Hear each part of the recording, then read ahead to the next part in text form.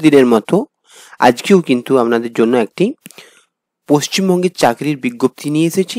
এটি কিন্তু একটি কন্ট্রাকচুয়াল বেসিসে রিকোয়ারমেন্ট হবে এবং এটি কার দ্বারা রিকোয়ারমেন্ট হবে দেখুন, এটা কলকাতা মিউনিসিপ্যাল কর্পোরেশনের তরফ থেকে কিন্তু রিকোয়ারমেন্টটি হবে এবং এর যে অ্যাডভার্টাইজমেন্ট ডেট হচ্ছে 8 অক্টোবর কিন্তু প্রকাশ হয়ে গেছে। অফিসিয়াল ওয়েবসাইট যেটা আছে এখানে দেখুন kmc.gov.in, এই অফিসিয়াল ওয়েবসাইটে কিন্তু প্রকাশ হয়ে গেছে। এবং যারা এই পোস্টের জন্য অ্যাপ্লাই করতে চান, এই যে এখানে অ্যাকাউন্টেন্ট 1 এই পোস্টের জন্য কিন্তু আবেদন করা হবে। যারা আবেদনটি করতে চান তারা কিন্তু এই যে অফিসিয়াল ওয়েবসাইট আছে www.kmc.gov.in, এই অফিসিয়াল ওয়েবসাইটে আপনাকে 1 নভেম্বর 2025 থেকে 17 নভেম্বর 2025 মধ্যরাত্রি পর্যন্ত আবেদনটি করে নিতে পারেন। এবং এর পোস্টের নাম আরেকবার বলে দিচ্ছি, অ্যাকাউন্টেন্ট 1, এটি কিন্তু এই পোস্ট এবং কন্ট্রাকচুয়াল বেসিসে রিকোয়ারমেন্ট হবে এবং কার দ্বারা রিকোয়ারমেন্ট হবে, কলকাতা মিউনিসিপ্যাল কর্পোরেশনের তরফ থেকে কিন্তু রিকোয়ারমেন্টটি হবে। এরপর আমরা এখানে দেখে নেব যে পোস্ট সংখ্যা কি কি আছে। দেখুন এখানে কিন্তু টোটাল আপনাদের পোস্ট সংখ্যা আছে, এখানে 17টি পোস্ট সংখ্যা আছে এবং এখানে আনরিজার্ভের দিক থেকে কিন্তু 6টি পোস্ট আছে এবং আনরিজার্ভ ফিজিক্যাল হ্যান্ডিক্যাপ 1টি আছে, ইডব্লিউএস আছে 2টি, এসসি আছে 4টি এবং এসটি আছে 1টি, ওবিসি 2টি এবং ওবিসি বি 1টি। টোটাল কিন্তু 17টি পোস্ট আছে এবং আপনারা আবেদন করার জন্য আপনাদের যে এলিজিবল ক্রাইটেরিয়া কি আছে সেটা প্রথমে আমরা দেখে নিই। আপনাকে অবশ্যই ওয়েস্ট বেঙ্গলের রেসিডেন্ট হতে হবে এবং আপনাকে লোকাল ল্যাঙ্গুয়েজ, ওয়েস্ট বেঙ্গলের যে লোকাল ল্যাঙ্গুয়েজ আছে তাতে কিন্তু আপনাকে দক্ষতা থাকতে হবে এবং এডুকেশনাল কোয়ালিফিকেশন কি আছে না, গ্র্যাজুয়েট থাকতে হবে, কমার্স ব্যাকগ্রাউন্ডে গ্র্যাজুয়েট হতে হবে এবং আপনাদের যেমন একটি কম্পিউটার অ্যাপ্লিকেশনের একটি বা যেটা ডিটার একটি কিন্তু সার্টিফিকেট বা কম্পিউটার অ্যাপ্লিকেশনের একটি কিন্তু সার্টিফিকেট থাকা ম্যান্ডেটরি। এবং যারা ডিস্টেন্সে পড়াশোনা করেছেন তারাও কিন্তু আপনারা আবেদনটি করতে পারবেন। ডিস্টেন্সে কমার্স যেন থাকতে হয়, মানে থাকা প্রয়োজন, তাহলেই করতে পারবেন। এবার টেকনিক্যাল নলেজ অবশ্যই থাকতে হবে, যাতে MS Word, MS Excel, MS PowerPoint, internet, Tally software এগুলোর কিন্তু দক্ষতা আপনাকে অবশ্যই জানতে হবে, কারণ এটি যেহেতু অ্যাকাউন্টেন্টের পোস্ট তো আপনাকে কিন্তু এগুলো অবশ্যই জানতে হবে।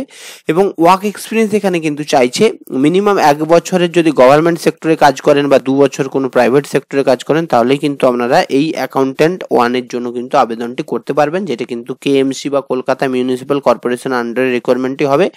এবং এখানে এজ লিমিট যদি দেখি, এখানে কিন্তু 40 বছর ম্যাক্সিমাম এজ লিমিট দরকার, যেটা হচ্ছে 1 জানুয়ারি 2025 অনুযায়ী কিন্তু কাউন্ট করা হবে। এছাড়াও আপনাদের কিন্তু এজ রিজার্ভ ক্যাটাগরিদের জন্য কিন্তু এজ রিল্যাক্সেশন থাকবে, যেমন এসসি এসটিদের জন্য 5 বছর, ওবিসিদের জন্য 3 বছর। এবং এখানে রিমিউনিরেশন বা স্যালারিটা কত হবে, 26,000 পার মান্থ কিন্তু আপনাদের স্যালারি আছে। এবং মোড অফ সিলেকশন যদি আমরা দেখি তাহলে এখানে কিন্তু 2টো স্টেজের মাধ্যমে রিকোয়ারমেন্ট হবে। প্রথমটা কি হবে, প্রথমটা আপনার এডুকেশনাল একাডেমিক কোয়ালিফিকেশন, মানে আমরা মাধ্যমিক, গ্র্যাজুয়েশন, মাধ্যমিক, এইচএস, গ্র্যাজুয়েশন, পোস্ট গ্র্যাজুয়েশনে কত কি মার্কস আছে তার উপরে কিন্তু আপনাকে একটা মার্কস দেওয়া হবে। এইভাবে তারপর কিন্তু আপনার একটা শর্ট লিস্ট করা হবে, তাতে 1/5 মানে 5 জনের মধ্যে একজনকে সিলেক্ট করা হবে, সেটা কিন্তু ইন্টারভিউর মাধ্যমে। টোটাল কিন্তু 2টো তাহলে সিলেকশন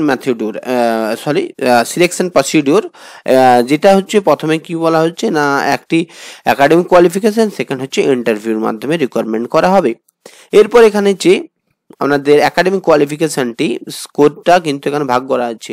আপনারা 10-এ কিন্তু 10 মার্কস দেওয়া আছে। এবার আপনাদের যে কত পেয়েছেন 10-এ তার উপর কিন্তু আপনার একটা নির্বাচন করা হবে নাম্বার, এবং 12 পাসের জন্য 15 নাম্বার দেওয়া আছে। এবার আপনার 12-এ কত নাম্বার তার উপর কিন্তু 15% ভাগ করা হবে।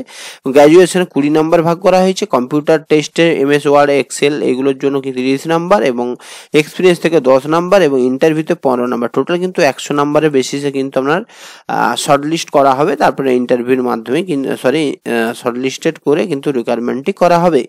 এরপর আপনাকে অবশ্যই ওনাদের এই যে ডকুমেন্টসগুলো আছে এগুলো কিন্তু আপনাকে অনলাইনে যখন আবেদনটি করবেন, অবশ্যই কেএমসির যে অফিসিয়াল ওয়েবসাইটে বললাম এখানে কিন্তু অনলাইনে আবেদন করতে হবে। এবং অনলাইনে যখন আবেদন করবেন এই যে ডকুমেন্টসগুলো আছে, age proof, residential address, class 10 থেকে 12 গ্র্যাজুয়েশনের যত মার্কশিট আছে, সার্টিফিকেট আছে সব লাগবে, এবং হচ্ছে কম্পিউটার সার্টিফিকেট এবং ওয়ার্ক এক্সপিরিয়েন্স যদি থেকে থাকে অবশ্যই ওয়ার্ক এক্সপিরিয়েন্স লাগবে। তাহলেই কিন্তু আপনারা এই পোস্টের জন্য, অ্যাকাউন্ট্যান্ট পোস্টের জন্য কিন্তু আবেদন করতে পারবেন। এবং হ্যাঁ, যখন আপনারা অনলাইনে আবেদন করবেন তারপরে যে ফর্মটা বেরোবে সেটাও কিন্তু প্রিন্ট করবেন, কারণ যখন ডকুমেন্ট ভেরিফিকেশন হবে, মানে আপনাদের একাডেমিক শর্ট লিস্টেড করার পরে যে ডকুমেন্ট ভেরিফিকেশন হবে ইন্টারভিউর জন্য, বা ইন্টারভিউতে যখন যাবেন তখন কিন্তু আপনাদের যে ডকুমেন্টসগুলো সবগুলোই লাগবে, যেগুলো এখানে আপলোড করবেন বা অনলাইনে যখন আবেদন করবেন সমস্ত ডকুমেন্টস কিন্তু আপনার অবশ্যই লাগবে। কিন্তু আরেকটা ব্যাপার, এখানে কিন্তু কোনো রকমের পোস্ট অফিসের মাধ্যমে আপনি যদি ডকুমেন্টস সেন্ড করেন তাহলে কিন্তু সেগুলো গণ্য হবে না। এবং এর যে কেএমসির অফিসিয়াল ওয়েবসাইট আছে www.kmcgov.in, এই অফিসিয়াল ওয়েবসাইটে গিয়ে কিন্তু আপনারা অনলাইনে আবেদন করতে পারেন এবং পরীক্ষার ডেট বা ইন্টারভিউর ডেট এবং শর্টলিস্ট সমস্ত কিছু কিন্তু এই অফিসিয়াল ওয়েবসাইটে কিন্তু আপনারা চেক করে নিতে পারবেন। আরেকবার বলে দিচ্ছি, এখানে আপনার ফর্মটি কিন্তু 1 নভেম্বর থেকে 17 নভেম্বর মধ্যরাত্রি পর্যন্ত আবেদনটি করতে পারবেন অফিসিয়াল ওয়েবসাইটে kmcgov.in, এই অফিসিয়াল ওয়েবসাইটে কিন্তু আবেদনটি করতে পারবেন। ভিডিওটি যদি ভালো লাগে ভিডিওটি লাইক করবেন, কমেন্ট করবেন এবং আমার কেরিয়ার পয়েন্ট চ্যানেলটি সাবস্ক্রাইব করবেন। ধন্যবাদ, ভালো থাকুন, সুস্থ থাকুন।